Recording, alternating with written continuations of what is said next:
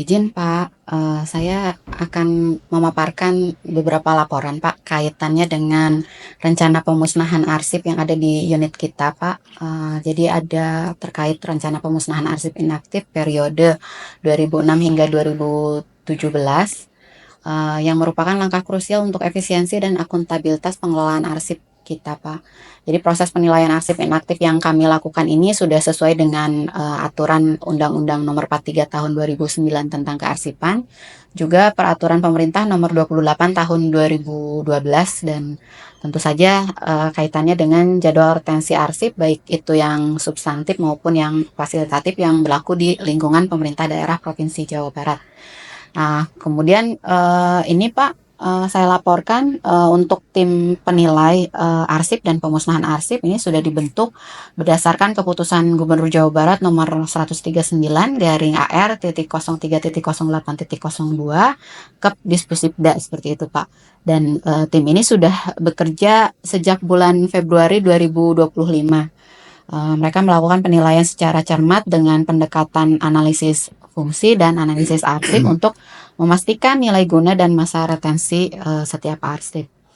Dari hasil penilaian yang telah dilakukan, Pak, izin melaporkan bahwa arsip-arsip inaktif yang ada di unit kearsipan 2 Dispusibda ini dikategorikan menjadi 3 jenis nasib akhir, Pak. Yang pertama yaitu musnah. Ini adalah arsip yang kategori yang sudah tidak memiliki nilai guna primer maupun sekunder, telah habis masa retensinya dan secara eksplisit berketerangan musnah berdasarkan jadwal retensi arsip. Contohnya ini Pak, ada berita acara penyediaan cetakan banner Pak dan stiker. Kemudian seluruhnya ini diusulkan musnah. Begitu pula dengan beberapa arsip kepegawaian seperti surat perintah tahun 2015 2017 yang ini Pak. Kemudian juga ada beberapa arsip yang keterangan nasib akhirnya adalah dinilai kembali, yaitu arsip yang masih memerlukan evaluasi lebih lanjut di masa mendatang karena potensi nilainya masih belum final seperti itu Pak. Ini contohnya adalah arsip hibah pojok informasi tahun 2012 dan 2013. Ini masih memerlukan pertimbangan lebih lanjut seperti itu Pak. Kemudian juga keterangan nasib akhir permanen. Kategori ini adalah arsip yang memiliki nilai guna kesejarahan yang tinggi dan wajib disimpan selamanya sebagai arsip statis. Kami menemukan ada beberapa arsip yang masih masuk kategori ini Pak. Jadi ini ada arsip unit pengolah Kepegum Sekretariat Dispusibda di tahun 2012 dan 2016 yang ada sekitar 7 nomor. Kemudian laporan tahunan 2003 sampai 2014. Nah, setiap arsip ini telah diverifikasi Pak, izin sudah tidak memiliki nilai guna, kemudian telah habis retensinya dan berketerangan musnah atau berketerangan musnah berdasarkan jadwal retensi arsip. Kemudian tidak ada peraturan yang melarang dan tidak berkaitan dengan penyelesaian perkara seperti itu Pak. Nah, kemudian ini juga sudah berdasarkan laporan proseding yang sudah dibuat seperti itu. Kami merekomendasikan beberapa hal penting kepada Bapak seperti itu Pak. Yang pertama yaitu agar hasil penilaian arsip yang diusulkan musnah ini segera diproses persetujuan pemusnahannya kepada BPKAD, BKD, dan Biro Hukum Sekretariat Daerah Provinsi Jawa Barat dan kemudian dapat dieksekusi seperti itu Pak. Kami juga akan segera mempersiapkan permohonan penetapan pemusnahan arsipnya dari pimpinan. Kemudian untuk arsip yang berkategori permanen dan yang dinilai kembali dengan retensi sekurang-kurangnya 10 tahun, kami akan segera mempersiapkan pemindahannya ke unit kearsipan 1 Lembaga Kearsipan Daerah. Kemudian unit kearsipan 2 akan segera mempersiapkan berita acara pemindahan dan pemusnahan arsip sebagaimana daftar arsip yang telah dinilai seperti itu Pak. Jadi langkah-langkah ini penting untuk menjaga efisiensi, transparansi, dan akuntabilitas pengelolaan arsip kita. Barangkali dengan dukungan Bapak, kita wujudkan Bapak Dispusibda Jabar sebagai instansi yang tertib arsip dan berintegritas begitu Pak. Barangkali itu Pak yang dapat saya laporkan dan saya sampaikan. Mohon perkenan Bapak Pak untuk persetujuan dan arahan lebih lanjut barangkali seperti itu Pak. Ya, terima kasih Mbak Pita atas laporannya.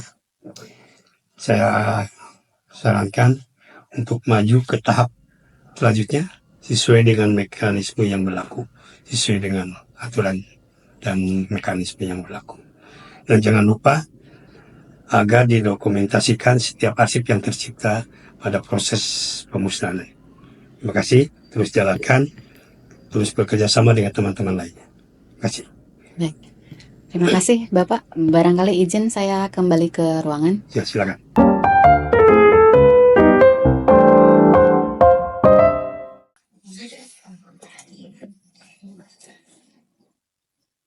Pagi Pak. Ada yang bisa saya bantu Pak? Iya Bu, ini mau menanyakan tentang arsip Bu. Apakah ini arsip asli, salinan, atau pemalsuan arsip?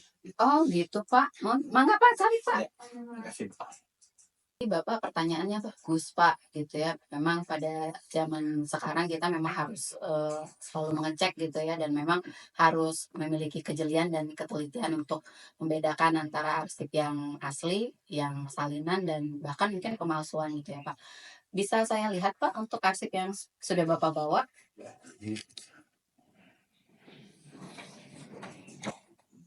Jadi gini Pak, secara garis besar untuk membedakan arsip yang otentik atau yang asli itu, kita lihat dari ada 3 aspek untuk arsip dalam media rekam kertas, yaitu kita membedakan dari struktur, isi, dan konteksnya seperti itu Pak. Kemudian juga untuk arsip-arsip dalam media rekam elektronik, itu juga kita harus melihat dari sisi integritas dan dari identitas dari datanya itu tadi. Kemudian nanti kita akan coba lihat ya Pak, dari arsip yang memang Bapak bawa ini. Kemudian nanti juga saya coba menginformasikan juga ya Pak, cara membedakan arsip yang asli yang dalam media rekam elektronik. Nanti kebetulan saya juga sudah bawa perangkat nih Pak. Jadi ke depan agar Bapak juga mengetahui untuk membedakannya atau cara membuktikan keasliannya tersebut seperti apa. Seperti itu Pak. Izin saya jelaskan beberapa hal Bapak dari arsip yang Bapak sudah bawa ya Pak. Nah ini kita lihat ada arsip yang sifatnya salinan. Nah kalau kita lihat dari sisi kertas pada zaman dulu itu rata-rata memang lebih tebal ya Pak.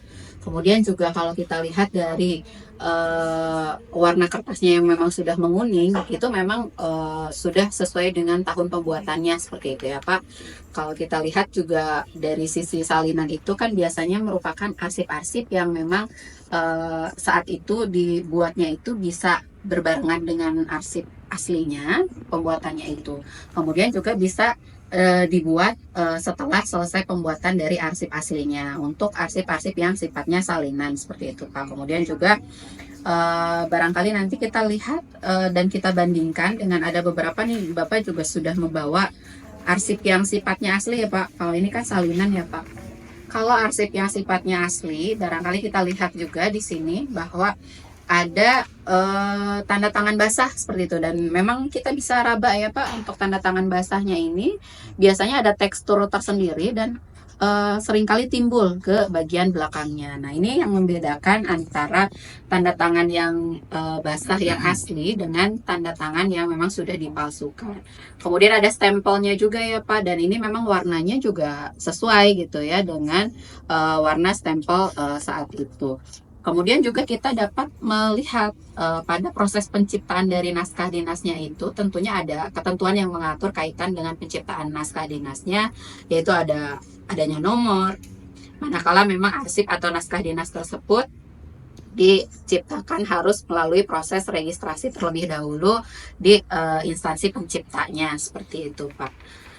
Kemudian dari sisi bahasa barangkali Pak dan redaksional yang memang ada di dalam arsip saat itu bisa kita sesuaikan dengan ejaan pada zaman tersebut seperti itu ya. Misalnya untuk arsip-arsip yang sudah tua biasanya kan menggunakan ejaan lama seperti itu Pak, dan kita harus memastikan apakah betul-betul itu diciptakan pada zaman tersebut seperti itu Pak. Kalau kita ingin memastikan dari isi atau konteks dari arsip tersebut. Selain itu barangkali izin saya juga ingin menginformasikan ya Pak untuk melakukan validasi atas arsip-arsip yang dalam media rekam elektronik seperti itu Pak. Di pemerintah daerah Provinsi Jawa Barat kita sudah menggunakan sertifikat elektronik Pak, dan di dalam pembubuhan sertifikat elektronik tersebut di dalam arsip atau dokumennya yang sudah di print out seperti ini, kita lihat ada QR code seperti itu Pak. Ya. Dan kita harus memastikan QR code ini apakah betul-betul menjadi penanda, dan harus kita lakukan validasi terhadap penanda tangan dari naskah dinas tersebut. Apakah betul-betul ditandatangani oleh Ibu Kadispusipda. Dan nanti coba akan kita lihat ya Pak cara untuk melakukan validasi atas keaslian dari naskah dinas yang sudah ditandatangani oleh pimpinan ini. Saya lupa menjelaskan, jadi yang pertama itu kita bisa melakukan proses scanning Pak atas arsip yang ada QR-nya itu. Boleh pinjam kamera handphone Bapak Pak? Silakan. Kita coba saya perlihatkan Pak. Jadi kita arahkan kamera handphone kita ke dalam QR code dari arsip yang sudah di print out. Kemudian biasanya muncul seperti ini. Jadi harus muncul seperti itu. Iya, harus muncul seperti ini Pak. Dan kita tunggu Pak, nanti kita untuk validasi dari penanda tangannya akan terlihat di sini. Jadi ada info verifikasi naskah. Nah, ini sudah di TTE dokumennya oleh Bapak Raden Arif Budianto, kemudian oleh Bapak Andri Haryanto selaku Sekretaris Dinas, dan oleh Ibu I Gusti Agung Kim Fajarwiyati Oka selaku Kepala Dinas Perpustakaan dan Kearsipan Daerah Provinsi Jawa Kalau Barat. hasilnya udah ada itu ya. Betul Pak, jadi ini sudah selesai ya ditandatangani oleh Ibu Kepala Dinas seperti itu. Jadi kita betul-betul harus memastikan, kita harus melakukan proses scanning agar betul-betul proses tersebut kita lihat sudah ditandatangani oleh pimpinan yang berwenang. Kemudian ada cara yang kedua Pak untuk melakukan validasi atas naskah yang sudah ditandatangani secara elektronik.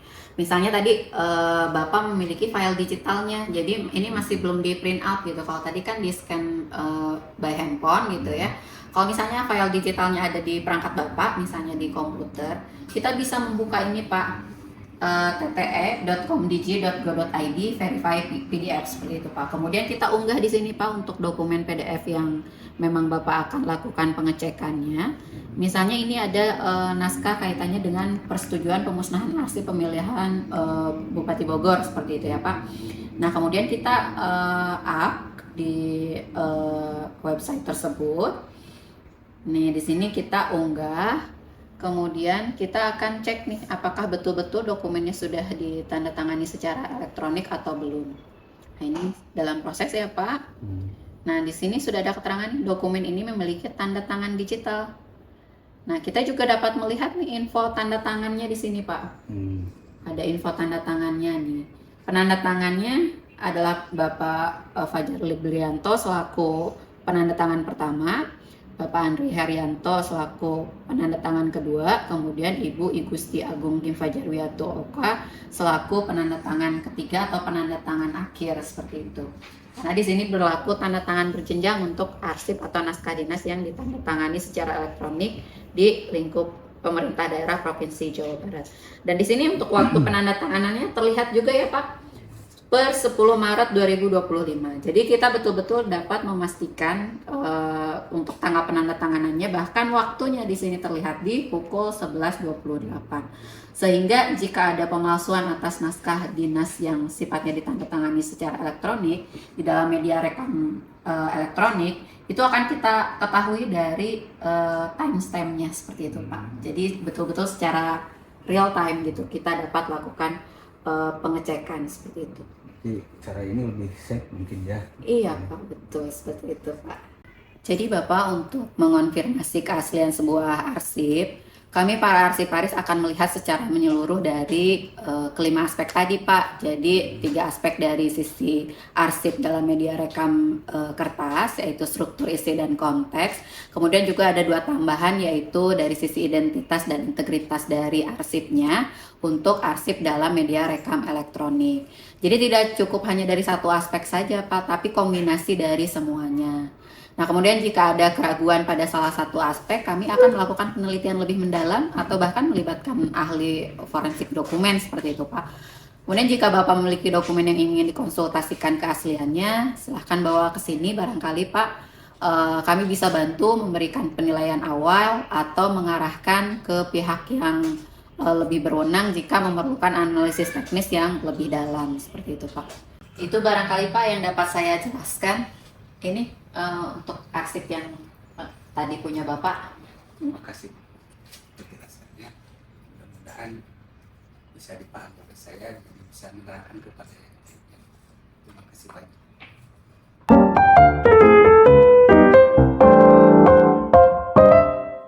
Assalamualaikum warahmatullahi wabarakatuh. Waalaikumsalam warahmatullahi wabarakatuh. Izin pimpinan rapat, tim penyusun rancangan peraturan Gubernur Jawa Barat tentang autentikasi arsip pada file digital hasil alih media. Hari ini kita akan kembali membahas terkait autentikasi yang akan kita gunakan di pemerintah daerah Provinsi Jawa Barat. Nah, sebagaimana yang kita ketahui, proses alih media arsip dinamis adalah langkah maju dalam efisiensi dan keamanan arsip kita. Namun dalam penyusunan rancangan peraturan gubernur ini kita menghadapi satu silang pendapat Bapak dan Ibu yang saya rasa ini krusial ya Bapak dan Ibu. Bagaimana kita memastikan autentikasi arsip alih media agar tidak rentan penduplikasian atau pemalsuan. Autentikasi adalah jaminan bahwa arsip digital yang kita hasilkan dari proses alih media benar-benar asli, utuh, dan sah. Tanpa autentikasi yang kuat, upaya kita mengamankan arsip bisa sia-sia. Kita akan memiliki file digital, tapi keabsahannya mungkin diragukan seperti itu ya Bapak dan Ibu. Kemudian dalam diskusi tim kemarin, kita juga sering muncul dua pendekatan utama untuk autentikasi, yaitu watermark dan sertifikat elektronik. Keduanya memiliki kelebihan namun juga tantangan masing-masing Bapak dan Ibu. Jadi yang pertama yang akan kita bahas yaitu kaitannya dengan penggunaan dari watermark itu tadi. Pendekatan ini sering diusulkan karena relatif mudah diimplementasikan, kemudian bisa langsung terlihat pada dokumen dan memberikan kesan terlindungi seperti itu Bapak dan Ibu. Kemudian juga watermark ini tetapi memiliki kelemahan yang signifikan Bapak dan Ibu, terutama dalam konteks keaslian arsip digital. Watermark sangat rentan terhadap penduplikasian dan manipulasi. Dengan perangkat lunak pengolah gambar yang canggih, watermark bisa dihilangkan seperti itu atau diubah seperti itu ya Bapak dan Ibu. Kemudian ini juga berarti bahwa meskipun ada watermark, kita tidak bisa 100% yakin seperti itu ya Bapak dan Ibu bahwa arsip digital tersebut tidak dimodifikasi atau dipalsukan. Dalam konteks hukum dan akuntabilitas ini adalah risiko besar seperti itu ya Bapak dan Ibu, saya rasa seperti itu. Kemudian barangkali saya akan sedikit menjelaskan kaitannya dengan penggunaan dari sertifikat elektronik seperti itu ya. Jadi sertifikat elektronik ini memiliki beberapa kelebihan. Ini merupakan metode autentikasi yang jauh lebih kuat dan diakui secara hukum. Sertifikat elektronik menggunakan kriptografi untuk mengunci dokumen. Jika ada satupun bit informasi yang diubah, tanda tangan digital akan rusak dan keasliannya terdeteksi. Ini menjamin bahwa arsip tidak dimodifikasi setelah ditandatangani seperti itu Bapak dan Ibu. Kemudian sertifikat elektronik mengidentifikasi secara unik penanda tangan atau pihak yang bertanggung jawab atas keaslian arsip tersebut. Ini mencegah penyangkalan seperti itu ya Bapak dan Ibu. Kemudian di Indonesia sendiri tanda tangan elektronik yang menggunakan sertifikat elektronik telah diakui sah secara hukum melalui peraturan Undang-Undang Informasi dan Transaksi Elektronik dan PP terkait. Kemudian meskipun implementasinya mungkin memerlukan investasi awal di pembangunan infrastruktur, keandalannya dalam menjamin keautentikan arsip digital jauh melampaui watermark. Barangkali itu Bapak dan Ibu. Kemudian melihat dari perbandingan ini, sepertinya sebetulnya silang pendapat kita kemarin, Bapak izin, Bapak pimpinan, saya rekomendasikan agar rancangan peraturan gubernur kita mengatur kaitannya dengan penggunaan autentikasi sertifikat elektronik pada file digital hasil alih media. Seperti itu barangkali Bapak dan Ibu yang dapat saya sampaikan. Billahi taufiq wal hidayah. Wassalamualaikum warahmatullahi wabarakatuh. Waalaikumsalam Bapak pimpinan.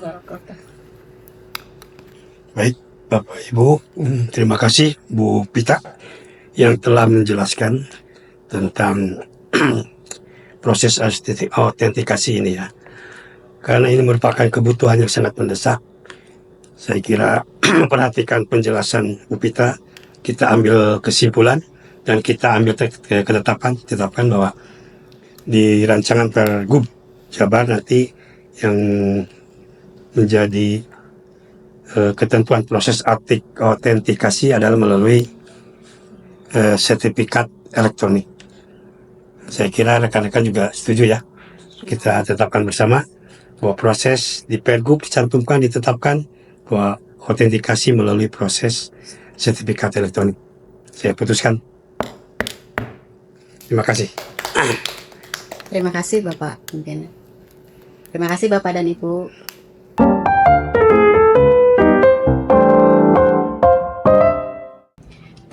Kenalin, saya Vita, Arsiparis Ahli Muda di Disposibda Provinsi Jawa Barat ini Teh. Mau ngajak ngobrol-ngobrol nih sedikit, tapi santai aja Teh. Teteh kan CASN nih, Arsiparis baru nih di Disposibda. Nah, saya tuh ingin ngobrol tentang integritas dan peran kita dalam menjaga instansi ini bersih dari korupsi. Sebagai Arsiparis, kita berhadapan langsung dengan memori instansi kita setiap hari. Arsip yang ada di sini setiap surat, laporan, keputusan, bukan hanya tumpukan kertas atau file digital, tapi adalah bukti dan jejak setiap aktivitas kita. Arsip yang terkelola dengan baik adalah benteng pertahanan kita Teh terhadap korupsi. Kenapa? Karena arsip yang otentik, lengkap, dan mudah ditemukan akan membuktikan setiap transaksi dan keputusan.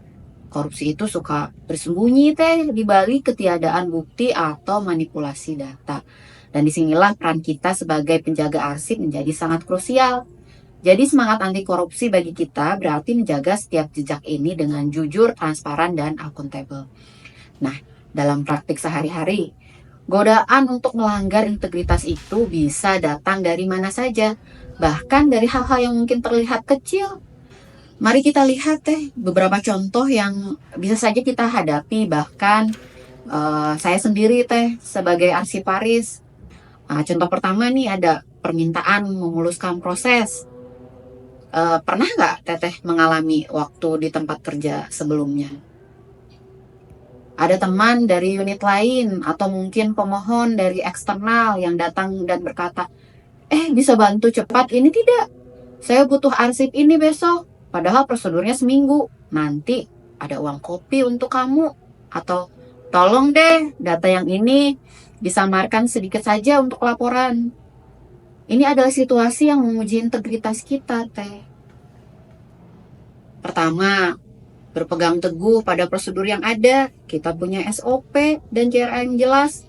Jelaskan dengan sopan bahwa semua harus mengikuti antrean dan prosedur yang berlaku. Maaf Pak, Bu, semua harus sesuai antrean. Ini prosedur kami. Kedua, jaga integritas data arsip. Sebagai arsiparis, data adalah amanah. Menyamarkan atau mengubah data adalah pelanggaran fatal. Kita harus tegas mengatakan tidak akan menjelaskan konsekuensinya. Berani menolak. Kadang menolak itu tidak mudah, tapi itu kunci. Ingat, reputasi kita dan instansi jauh lebih berharga dari uang kopi atau kemudahan sesaat. Contoh kedua, menerima hadiah tanda terima kasih. Setelah membantu seseorang rekan atau pemohon dengan proses pencarian arsip, mereka mungkin datang dengan bingkisan atau hadiah. Niatnya mungkin baik, sebagai tanda terima kasih. Meskipun niat baik nih, kita harus hati-hati. Hadiah atau gratifikasi ini bisa menjadi celah. Sesuai aturan kita, ada batasan nilai dan kategori hadiah yang boleh ditolak atau dilaporkan. Prinsipnya, layanan kita adalah kewajiban, bukan untuk mengharapkan imbalan. Lebih baik kita secara tegas menolak dengan sopan. Terima kasih banyak atas apresiasinya, namun sudah menjadi kewajiban kami untuk melayani dengan baik. Itu mungkin Teh. Nah, kemudian integritas itu adalah pilihan harian kita. Mari kita saling mengingatkan, pahami aturan main, selalu tahu prosedur dan kode etik, itu pedoman kita. Berani jujur, katakan apa adanya, lakukan apa yang seharusnya. Jangan takut menolak yang salah. Saling menguatkan, jika melihat ada yang mulai goyah, ingatkan, jika ada yang berintegritas, dukung dan jadikan contoh. Seperti itu Teh. Itu mungkin Teh semangatnya dari saya.